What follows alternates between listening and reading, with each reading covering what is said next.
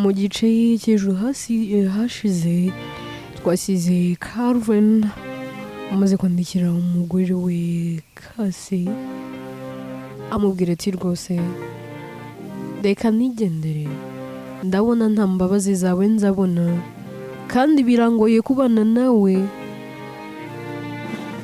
nk'inshuti zisanzwe, ntago nabibasha kandi warahoze uri umugore wanjye.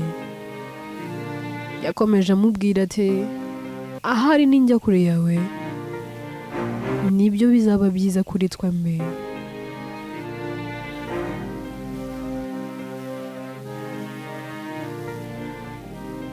Inkuru yacu reka tuyitangirire kuri Kasi.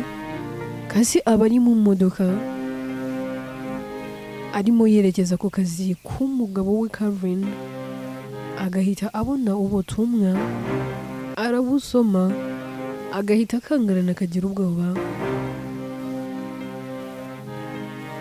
akaza yiruka yakserera imodoka akayitwara mu buryo budasanzwe. Mu mutima ari kwibwira ari nako ari kwivugisha avuga ati Calvin, ndakwinginze rindira gatoya, ndakwinginze buretse kugenda, ndakwinginze buretse basi sinsange wagiye.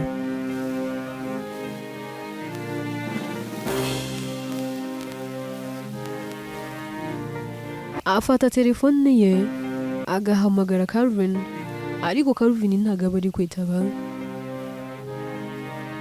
Akavuga ati come on please itaba telefone, ndakwinginze itaba. Uko ahamagara igacamo ariko ikikuraho. Kubw'amahirwe rero agera ku kazi ka Calvin, ahita pakinga imodoka byihuse, nta nubwo yita kureba niba koko imodoka y'umugabo we igihari, ahubwo ahita yirukira muri ofisi ye.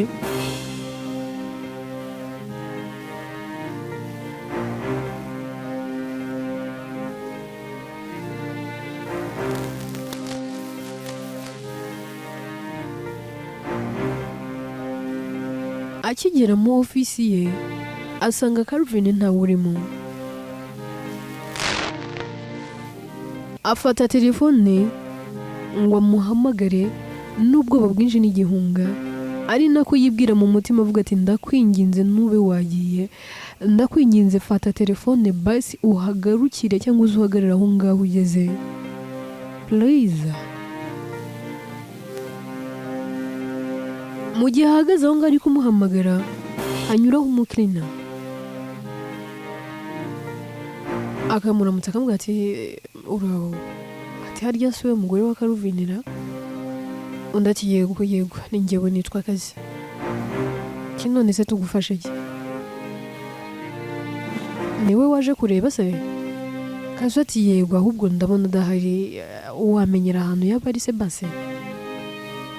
Undi ati aragiye ariko avuye hano nonaha, gusa ndatekereza atarasohoka kuko murabisikanye, maybe ashobora kuba akiri muri parking atarasohoka, ahubwo ihute udasanga agiye.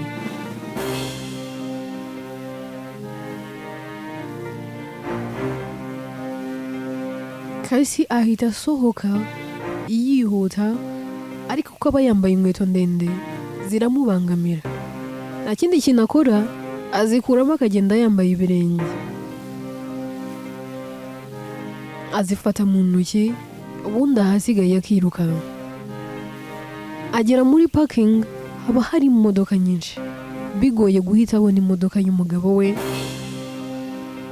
Arwana no kugenda ashakisha areba kuri plaque, kubw'amahirwe akayibona.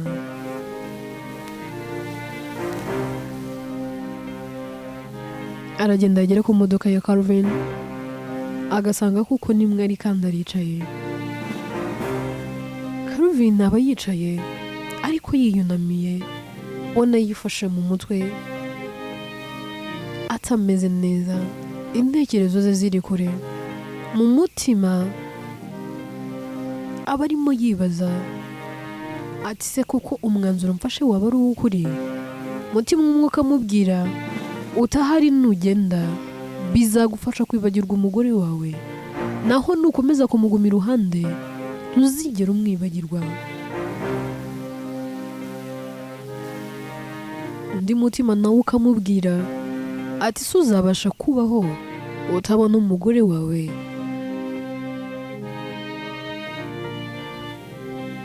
Ese kuko bizagukundira?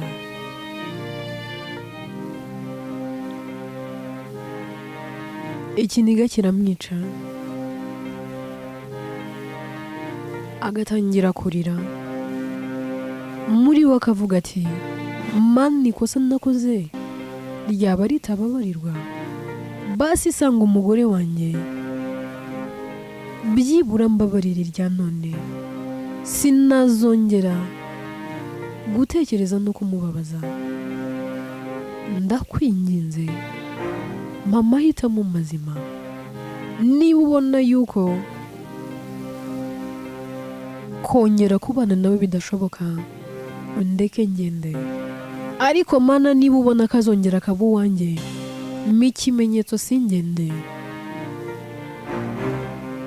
Agisoza kuvuga iryo jambo Kasi ahita amukomangira, undi nawe kubera ko aba ari kure mu ntekerezo ahita asa n'uwikanze.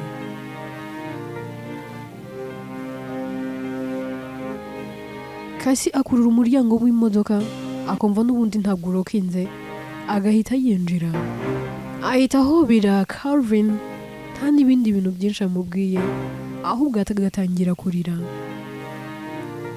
Ararira akarira, arira amarira menshi.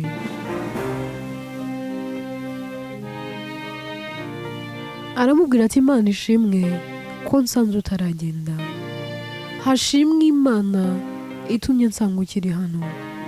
Ese koko urakomeje urashaka kongera kunsiga indi nshuro? Inshuro ya mbere waransize ntabwo byigeze binyorohera, ese kuri iyi nshuro urumva aribwo byanyorohera? Ntabwo ugomba kugenda, nta hantu n'aha na hamwe ugomba kujya. Calvin, ndagukunda n'umutima wanjye wose, ntabwo nitaye ku byo wankoreye, sinitaye ku marira wandijije, yewe nta nubwo nitaye ku byabaye byose. Ubu none aha ngaha ni wowe nitayeho. Mbabarira gutinda kukwemerera ko nanjye ndi tayari, mbabarira narakererewe, ariko nanjye nari mfite ubwoba, numvaga mfite igihunga, mvuga nise nongeye kukwizera ukaba wakongera ukambabaza. Mbabarira gutuma unshidikanyaho, mbabarira kugutera ishavu n'intimba benda kakagene. Ndabizi bibi n'ibyiza tuzabinyuranamo. Satani yashatse kwivanga mu munezero wacu, ariko basi reka izi zibe intangiriro nziza. Ndakwinginze wigenda, oya winsiga, erega nanjye sinabasha kubaho ntagufite, kuko uri nk'igice cy'ubuzima bwanjye, kukubura ni ukwibura. Calvin, ibuka ko ndi urubavu rwawe. Ese kuko uri tayari? Urumva witeguye? Urumva ushaka kuva mu buzima bwanjye burundu? Njyewe ntago niteguye. Reka igihe cyonyine gito dusigaranye kuri iyi si, ntago nzi ngo tuzamara imyaka ingahe, ariko ndifuza kuzaba ndi kumwe nawe, ndifuza kuba uwawe igihe cyose nsigaje kuri iyi si. Erega nk'uko wabivuze, urukundo rwacu ni urw'iteka, nk'uko byahoze kandi ni nako bizahora. Nahoze iruhande rwawe, ariko ntabwo wabibonaga.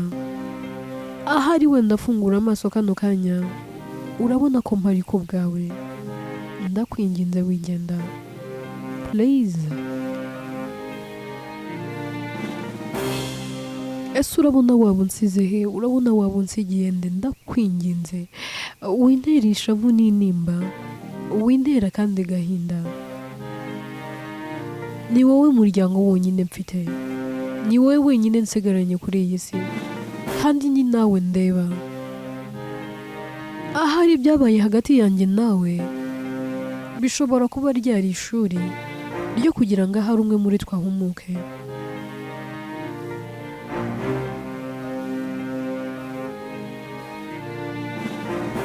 So please, ndakwinginze, stay. Ntugire ahantu n'aha mujya. Ariko niba wamara amajwi ushaka kugenda, ndakure kugende, ariko turajyana, ntabwo uri bunsege. Aho ujya hose ndaba ndi kumwe nawe. Ntabwo natuma wongera kunsega, ntabwo natuma nongera kuguhomba. Calvin, ndakwinginze ntuzatume hari ikintu n'iki na kimwe kikunyambura. Reka njye nawe tuzabana iteka ryose. Tuzatandukanywe n'urupfu nk'uko twabirahiriye imbere y'Imana n'abantu, yewe n'imbere y'amategeko.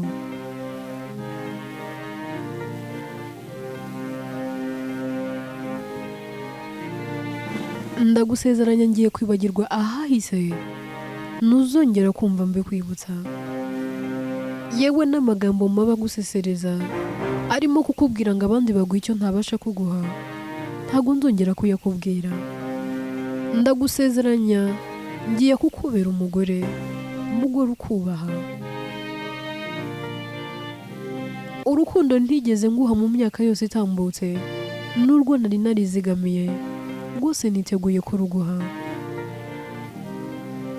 Calvin we biba byamurenze, ari marira mu mutima, ari kuvuga ngo shimwa Mana kubw'iki kimenyetso umpaye. Urakoze Mana kumpaye icyerekezo, ukampa amahitamo mazima. Urakoze kumpaye impano iruta izindi. Iki ni igitangaza kije kingana. Calvin arahindukira akareba umugore we, akamusoma mu gahanga, akamubwira ati mugore mwiza, warakoze kwihangana, warakoze kuba inyangamugayo, uri intwari pe. Ndagusezeranya nzagukunda uko bikwiriye. Sinzongera gutuma hari igitonyanga cy'amarira urira bitewe nanjye. Iteka nzaba mpari ku bwawe, nzaguhora iruhande kandi nzaguhora hafi. Icyuho nari narashize mu mutima wawe niteguye kugisiba, niteguye kuba nasa naho nari narasenye. Ongera ungirire icyizere, ongera unkunde nk'uko byahoze, ongera umbone nk'umugabo wawe, ongera umbone nk'uko wambonaga na mbere. Mama hirwe nongere mbu wawe, niteguye kubiharanira. Mihirwe wongera ubu wanjye, niteguye kubiharanira. Kasati Calvin, ntabwo nirwa nguha amahirwe, kuko iteka ndi uwawe kandi nzahora ndi uwawe. Nibyo koko urukundo rwacu n'urwiteka, nk'uko byahoze kandi ni nako bizahora.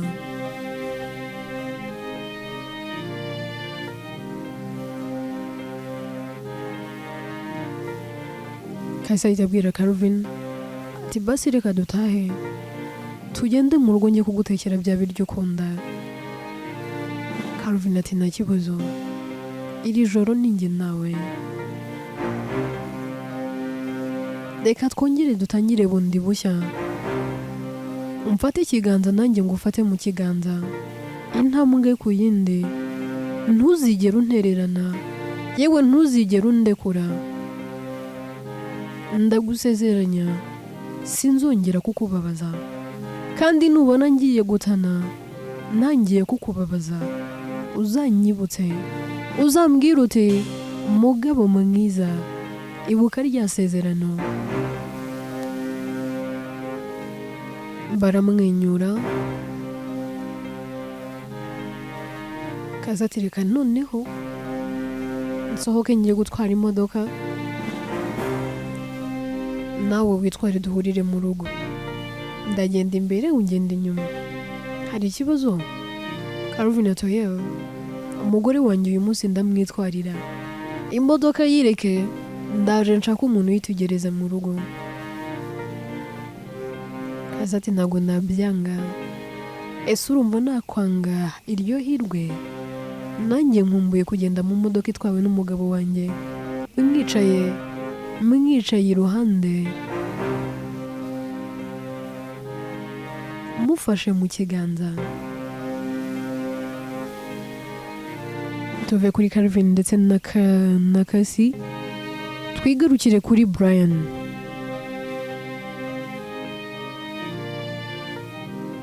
Brian rero aba yarageze mu gihugu cyo hanze, ari yameze neza ariko adatuje.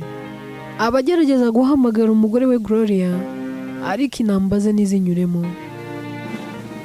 Yewe yegera na mushiki we akamubwira ati ndakwinginze mpamagarira umugore. Mushiki we nawe aragerageza ariko bikanga.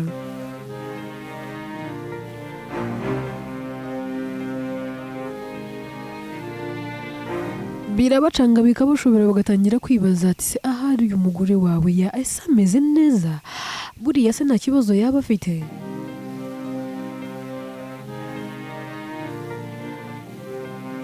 Mushiki wa Brian aramubwira ati bro, mbwiza ukuri, ni iki kitagenda neza hagati yawe n'umugore wawe? Habaye iki? Ni iki cyabaye? Mbwiza ukuri.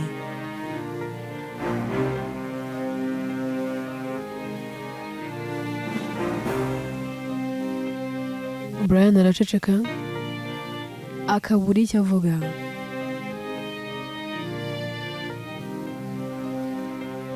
Mushiki we aramubwira atumva, nta kintu n'iki na kimwe kiri bwongere gukorwa, nta nubwo ndi bwongere kuva iruhande rwawe utambwiye ni iki cyabaye hagati yawe n'umugore wawe, umugore mutaramarana n'umwaka. Bro, ndakuzi, twarakuranye, ntabwo waba warafashe umwanzuro wo gusiga umugore wawe ngo ugaruke muri aya mahanga igitaraganya. Nta kintu kitari kugenda neza. Ikindi wari warambwiye ko nta plan ufite yo kugaruka usize umugore wawe, none agaruka muzaba muri kumwe. None waje guhindura intekerezo ute?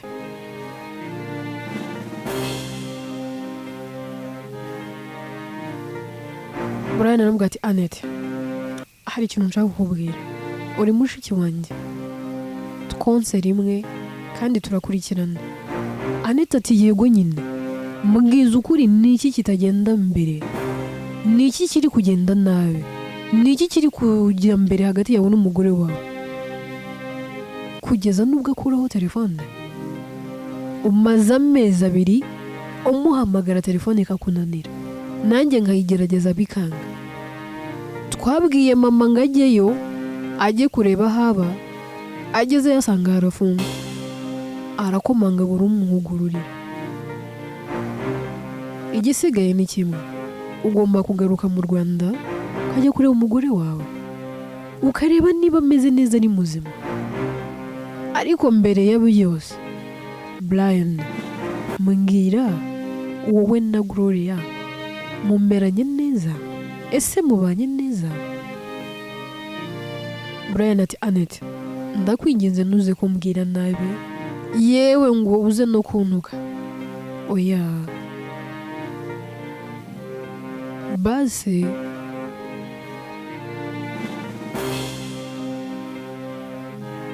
reka mbikubwira, ariko ntuze kumerera nabi, ntuze no kundakarira. Anete ati mbwira nyine ibyo ari byo. Brian ati mushiki wanjye, nanjye binteye ipfunwe n'ikimwaro, ahari nanjye simfite aho nabihera mbikubwira, ariko birangoye. Umugore wanjye namuciye inyuma, nicyo kintu cyatumye njye nawe dushwana.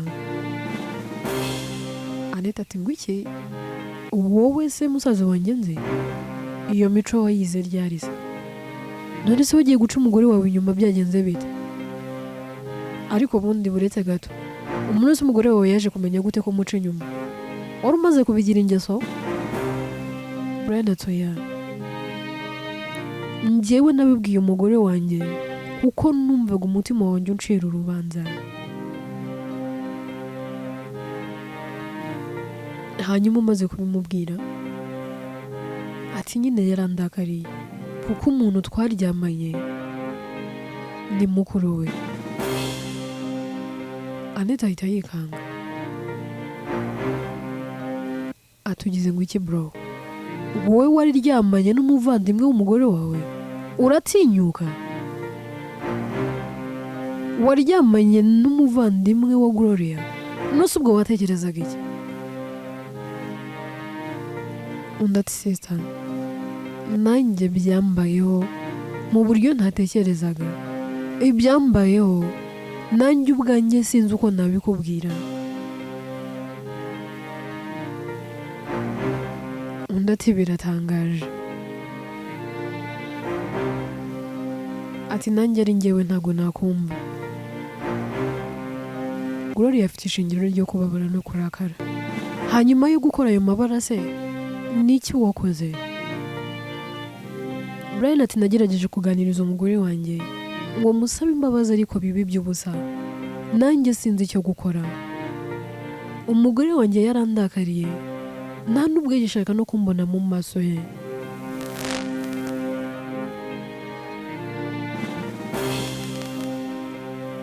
Undi aterega nawe wakoze amahano, wakoze amabara pe. Ubundi si ibyo bintu byakujemo gute? Watinyutse ute?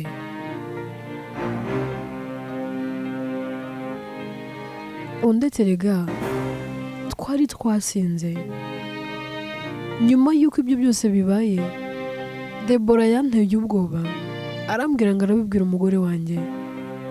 Icyo gihe yangize nk'igikoresho cye, ariko mbonye ko ibyo nkora atari byiza niyemeza kubibwira umugore wanjye. Ariko ntabwo Gloria yabyakiriye neza, yarandakariye.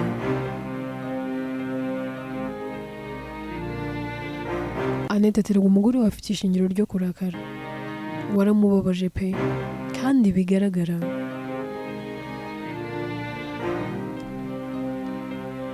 None rero ntabwo ugomba kwicara hano. Garuka mu Rwanda ujye kwita ku mugore wawe. Genda umusabe imbabazi. Genda ushaka umugore wawe umusabe imbabazi, mwongere mugarukane, yongera kubera umugore nawe umubere umugabo. None se urasenya? Urabona ari wo muti? Brian ati se ntakubeshye naragerageje pe, ariko umugore wanjye yanze kumbabarira. Anete toke bitegure njye nawe tuzajyana. Njyewe njye kwiganirira na muri mu kazi wanjye numva icyo atekereza. Ngomba kuzagaruka ari uko n'umugore wawe muri kumwe, ariko nawe warahemutse. Umenye ko ntazigera ngushyigikira mu mafuti yawe. Ikindi umenye ko ibi bintu mama bimenye ntago mwakiranuka pe. Urabizi ko mama akunda umukazana we, none numva ibyo wumukoreye. Ese ubundi ibi bintu hari undi muntu ubizi? Brian ati Anete nta wundi muntu ubizi uretse wowe mbibwiye, kandi umenya n'umugore wanjye nta wundi muntu arabibwira. Bizwi nanjye, nawe n'umugore wanjye ndetse na mukuru we Deborah.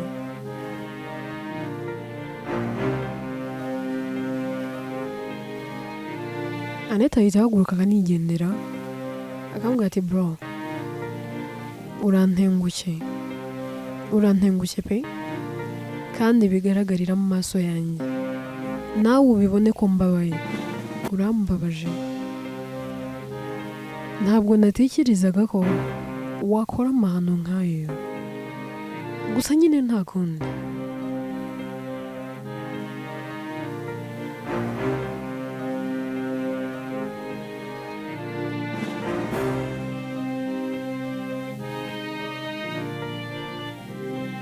Tuve kuri Brian ndetse na mushiki we Anete, twigarukire kuri Raoul aba yaje kureba Debora bicaranye. Raoul aramubwira ati Debora, ngaho mbwira noneho nguteze amatwi.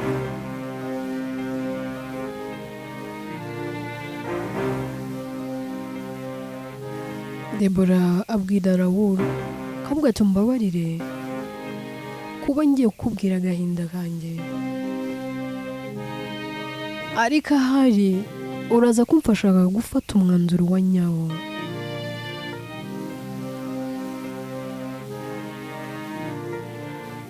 Raoul ati mbwira ndakumva. Debora atangira no kurira. Raoul akamubwira ati hangane, basi banza utuze ubone kujya wambwira ibibazo byose ufite.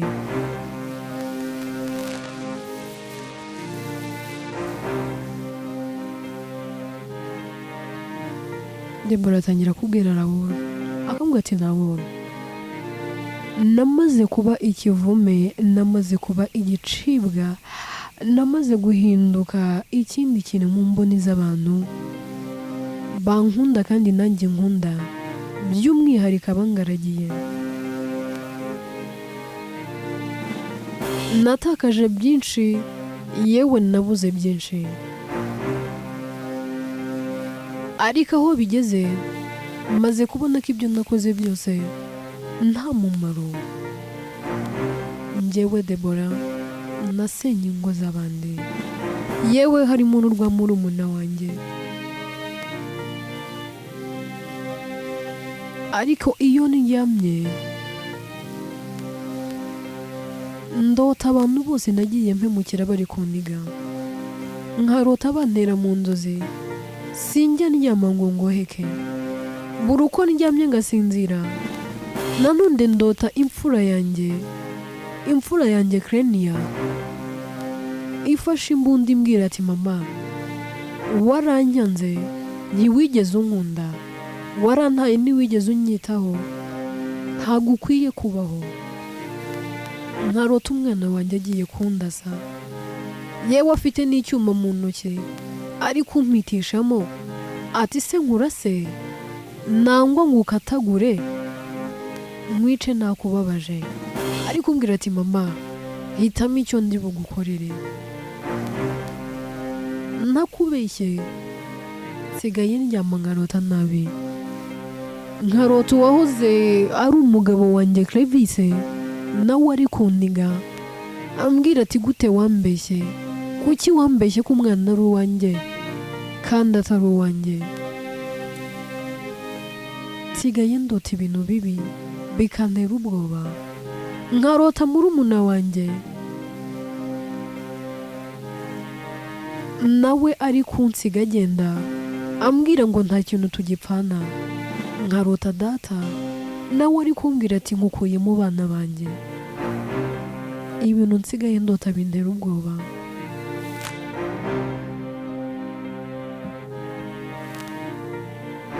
Raoul ndumva nifuza guhinduka, ndumva nifuza gusaba imbabazi abantu bose nahemukiye, kuko ndabona ibyanjye bisa n'ibiri kugenda bindangiriraho. Sinzi icyo gukora, sinzi n'icyo kureka. Ndareba nkashaka ahantu nzahera murumuna wanjye musaba imbabazi, yewe nkahabura. Ngashaka ahantu nzahera Clevis, nkahabura. Ngashaka ahantu nzahera Calvin n'akasi, yewe nkahabura. Umugore wawe we sinzi aho nahera nongera kuba inshuti nawe. Mubyara wawe Medi ahari umenya ntamureba mu maso. Nabaye ikibi ku bantu, narahemutse pe, nakoze amabi menshi, yewe abo ngabo nkubwiye nabuzi, ariko ingo nasenye ntago wazibara. Yewe abagabo b'abandi nagiye nkura mu ngo, uyu munsi batakibana n'abagore babo, ntago wababara. Abakobwa natwaye aba boyfriend, ntago wababara. Njyewe Debora nakoze amabi menshi, nakuyemo inda zitabarika. Rimwe na rimwe mba numva n'Imana itazambabarira, ahari nayo umenya ahari nayo yarandambiwe no kuba nkiriho sinzi ahari yakabaye yaranyishe kera. Nakoze amabi menshi pe, njyewe Debora narahemutse, nakoze byinshi bibi byangwa n'amaso y'Uwiteka. Ariko Raoul, ndashaka ungira inama.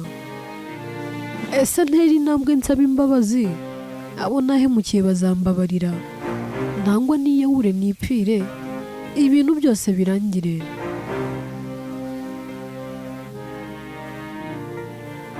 Ati kubera ko n'ubundi nta mahoro n'aya na make nsigaranye, sinzi icyo gukora. Gusa si na ngombwa ko ungira inama, nguhamagaye hano namaze gufata umwanzuro. Icyo ngomba gukora ni kimwe, reka niyahure nipfire, ahari wenda abantu bazagira amahoro. Basi wenda uzansabira imbabazi abo nahemukiye, cyane ko abo nkubwiye bose ubazi. Sinzi ko umwana wanjye we aka kanya mbonye yanambabarira, sinzi niba ariho nangwa se atakiriho. Ntewe ipfunwe n'ibikorwa byanjye, ntewe ipfunwe n'ibyo nakoze byose.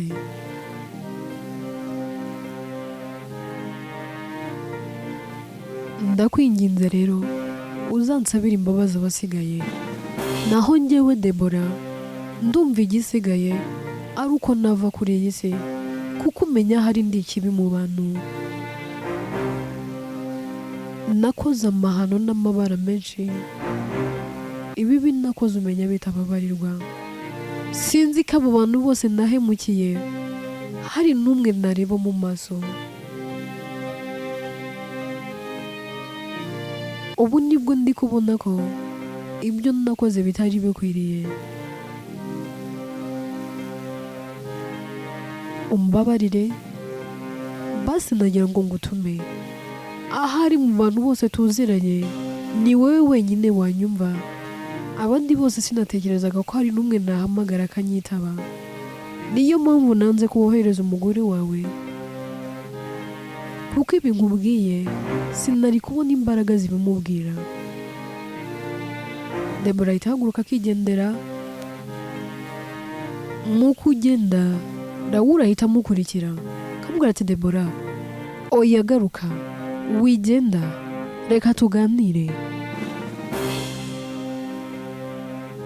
Tuve kuri Debora ndetse na Raoul ahubwo twigire kuri Meddy ndetse na Clevis bahuye.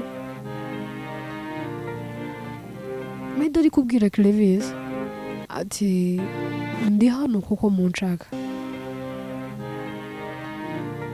Muramu wanjye Carrie niwe wambwiye ko nshaka, so nagira ngo rero umbwire.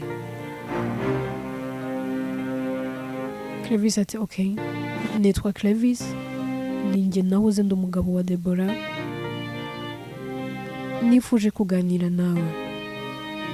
Meddy ati okay, nanjye nitwa Meddy.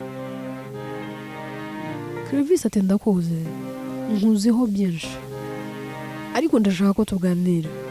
Hari ikibazo cyambereye ihurizo, nshaka kugira ngo unsobanurire kandi umbwize ukuri. Inkuru yacu reka tuyisubikira ahangaha. Meddy na Clevis bamaze guhura. Ese koko baraza gusanga umwana ari uwa Meddy? Ese Clevis nasanga umwana ari uwa Meddy biragenda gute? Byose rero mu bice bizakurikira. Debora amaze kuganira na Raoul ndetse arahaguruka aragenda. Ese koko Debora yaba yisubiye, nangwa akaba ari agateko kugira ngo Raoul amukurikire, ubundi amugushe mu mutego nawe baryamane?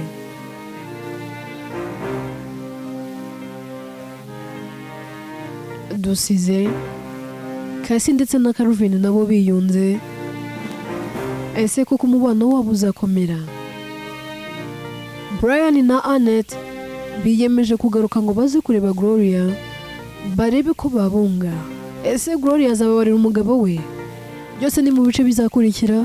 inkuru yitwa na Mbabazi Naguha. Njye nitwa Atete, ninjye yandika kandi ni nanjye uyibagezaho.